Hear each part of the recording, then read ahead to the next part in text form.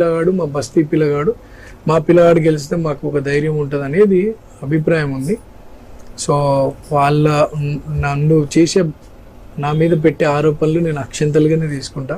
అయినా బ్లెస్సింగ్సే నా కోసము వాళ్ళు ఆశీర్వచనలే అనుకుంటా. నేను వాళ్ళ గురించి కమెంట్ చేయాల్సిన అవసరం నాకు లేదు.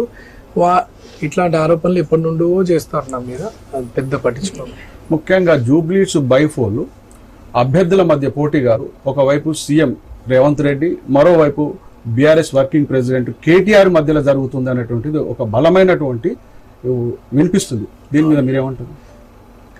అనుకుంటారు కదా అందరూ, పార్టీల పరంగా ఉంటారు, వ్యక్తుల పరంగా అది ఉండొచ్చు. వాస్తవమే. ఇంకా బీఆర్ఎస్ వర్సెస్ కాంగ్రెస్ అన్నప్పుడు అక్కడ ప్రెసిడెంట్, ఇక్కడ ఇప్పుడు మీ విజయము నెక్స్ట్ ఇటు జిహెచ్ఎంసీ ఎన్నికలు, లోకల్ బాడీ ఎన్నికల మీద కూడా పడుతుంది, ఆ ప్రభావం కనిపిస్తుంది అన్నటువంటి ఆలోచనతో సీఎం రేవంత్ రెడ్డి ఈ ఉప ఎన్నికలు చాలా సీరియస్గా తీసుకున్నారు. దీన్ని మీరు ఎట్లా చూస్తారు? చూడండి, రాష్ట్రం అంతా కూడా కాంగ్రెస్ పార్టీ పైన నమ్మకంతో కాంగ్రెస్కి అధికారం ఇచ్చింది. కానీ మా జూబ్లీస్, మా హైదరాబాద్ నగర ప్రాంత ప్రజలు తెలుసుకోవడంలో ఆలస్యమైంది. కానీ పొరపాటు చేసుకున్న మన అభిప్రాయంలో ఉన్నారు. ఎప్పుడు అవకాశం వస్తుందని చూసినారు. కంటోన్మెంట్లో అనుకోని పరిస్థితుల్లో బై ఎలక్షన్ అయితే కంటోన్మెంట్లో ప్రజలు కాంగ్రెస్ పార్టీ దీవించి గెలిపించినారు. అట్లానే ఈరోజు జూబ్లీస్లో కూడా జనాలు చాలా ఈగర్గా ఉన్నారు కాంగ్రెస్ పార్టీని గెలిపించుకోవాలని. ఆబ్వియస్లీ డెఫినెట్లీ 2 సీట్లు ఈ హైదరాబాద్ నగరంలో గెలిచిన తర్వాత దీని ఇంపాక్ట్ సిటీ అంతా కూడా ఉంటుంది. సిటీ అంతా కూడా గ్రౌండ్ స్థాయి కార్యకర్తలకి, నాయకులకు ఒక ధైర్యం, ఒక జోష్ వస్తుంది. తప్పకుండా అధికారం కాంగ్రెస్ ఉంది కాబట్టి ఇటువంటి కార్యకర్తలందరూ కూడా వాళ్ళ వాళ్ళ బస్తీలలో, వాళ్ళ కాలనీస్లో అభివృద్ధి చేసుకోవచ్చు అనే ఆలోచనతో మార్పు అనేది పెద్ద ఎత్తున జరగబోతుంది. మీరు అంటే 20 సంవత్సరాల నుండి అంటే రాజకీయాలకు అతీతంగా ఒక సోషల్ వాలంటరీ ఆర్గనైజేషన్తో సామాజిక సేవలు చేశారు, ప్రజల్లోకి వెళ్ళారు. ఆ సేవలు ఇప్పుడు మీకు ఉపయోగపడుతున్నాయంటారా? ఒకటండి, నేను ఏదో ఆశించి నేను సేవా కార్యక్రమాలు మొదలు పెట్టలేదు. మా ఫాదర్ని చూసినాను చిన్నప్పటి నుండి ఆయన చేసేటివి. నాకు ఆలోచనతో నేను కూడా మొదలుపెట్టి ఎన్జిఓ పేరు మీద చాలా సోషల్ యాక్టివిటీస్ చేస్తూ ఉన్నాను. ఆ సోషల్ యాక్టివిటీస్ చేయడం వల్ల ఒక మంచి గుర్తింపు వచ్చింది నాకు. ఆ గుర్తింపుతో నాకు చిన్న వయసులో ఎంఐఎం అవకాశం ఇచ్చింది, ఎంఐఎం పార్టీ నుండి. అప్పుడు 2nd ప్లేస్ వచ్చిన తర్వాత అవకాశం రాకుండా చేసింది BRS. But still I was in public. నా యాక్టివిటీస్ చేసుకుంటున్నా. ఇయర్లీ షెడ్యూల్ ఉంటుంది, అన్ని కల్చరల్ ప్రోగ్రామ్స్ కానీ, ఫెస్టివల్ ఇర్రెస్పెక్టివ్ ఆఫ్ క్యాస్ట్. మేము దసరా, రంజాన్, బతుకమ్మ, క్రిస్మస్, అన్ని ఫెస్టివల్స్ని, అంటే ఇక్కడ హిందూ ఒక సెక్యులర్ ఫీలింగ్ ఉండే జనాలు ఇక్కడ అంతా. సో ఆ సెక్యులర్ స్టాండ్ పోవద్దు అనుకుంటే మనం అన్ని కుల మతస్థుల ప్రోగ్రామ్స్ చేయడం, అందరు కలుసుకొని చేయడం, అటువంటి వేరియస్ సోషల్ యాక్టివిటీస్ మేము చేస్తాను. దాంతో నాకు ఒక మంచి ఐడెంటిటీ ఉంది. ఈరోజు national party with the blessings of Sonia Gandhi madam, Rahul Gandhi గారు, ఖార్గే గారు అండ్ నా మీద నమ్మకంతో రేవంత్ అన్న గారు మాకు ఈ అవకాశం కల్పించిండు. సో సేవా కార్యక్రమాలు ఈరోజు పార్టీ పరంగా ప్రజలకు సేవ చేసే అవకాశం కల్పిస్తాను. అందరు కూడా ధన్యవాదాలు తెలియజేస్తాను.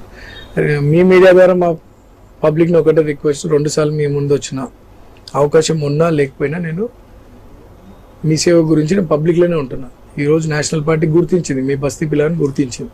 ఇక మీరు నన్ను ఆశీర్వదించి గెలిపిస్తే, ఒక్కసారి అవకాశం ఇస్తే నేను ఈ జూబ్లీహిల్స్ రూపురేఖలు మార్చే ఆలోచనలు ఉంటాం. మంచి అభివృద్ధి కార్యక్రమాలు పిల్లల భవిష్యత్తుకి బాగుండేలా, మన భవిష్యత్తు బాగుండేలా నేను దాని ప్రణాళిక ప్రిపేర్ చేసి డెవలప్ చేస్తాను. ముఖ్యంగా జూబ్లీహిల్స్ ఇప్పుడు ఉన్నటువంటి పరిస్థితుల్లో మీరు పూర్తిగా జూబ్లీహిల్స్ తిరిగారు, ప్రజా సమస్యలు తెలుసుకున్నారు. ప్రత్యేకంగా మీరు జూబ్లీహిల్స్ అభివృద్ధి కోసం ఏదన్నా మేనిఫెస్టో కానీ, మిగతా అంటే అభివృద్ధి కార్యక్రమాలు కానీ చెప్పి ప్రజలను ఓటు అడిగే అవకాశం ఉందా?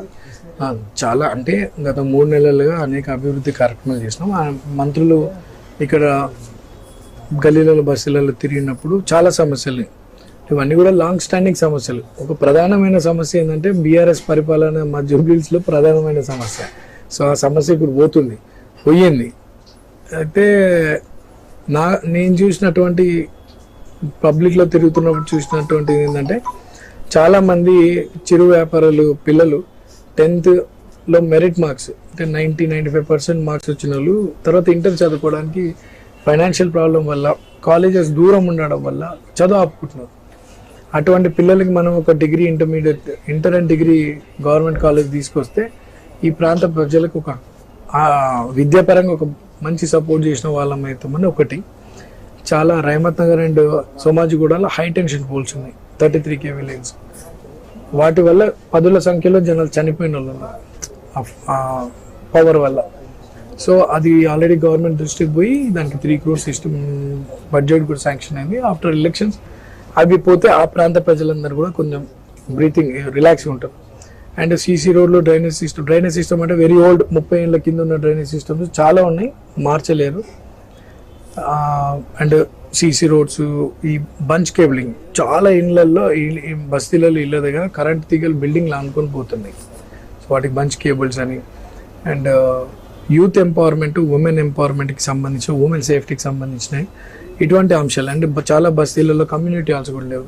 ఉన్నటువంటి కమ్యూనిటీ హాల్స్ ఏమో ఆక్యుపైడ్, అంటే ఎవరో లోకల్గా ఉపయోగపడతలేవు. చిన్న చిన్న బస్తీలలో, చిన్న బర్త్డేలో, చిన్న చిన్న ఫంక్షన్స్ చేసుకోవడానికి ఇబ్బంది అవుతుంది.